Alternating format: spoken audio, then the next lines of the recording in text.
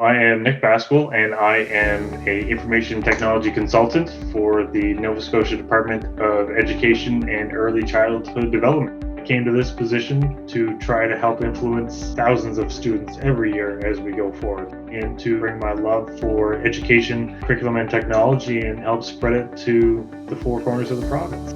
We work at the department level for all the schools in Nova Scotia. We're over 400 schools. We look at different technology implementation, different rollouts. Splats was one of those things where it was something that I had used and loved, and not everybody was aware of it yet. And so there was a little bit of hesitation about a larger scale rollout. And so we said, well, let's prove that it is something that is worthwhile and good to have in the schools.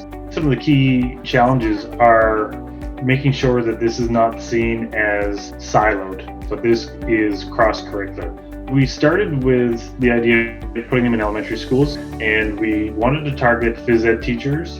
For a lot of people, having that happen in phys ed is so far out of the box, it makes some of the other connections easier along the way. And we found that the phys ed teachers are really buying into the engagement that the students have, and it's been nice networking for the teachers throughout the school.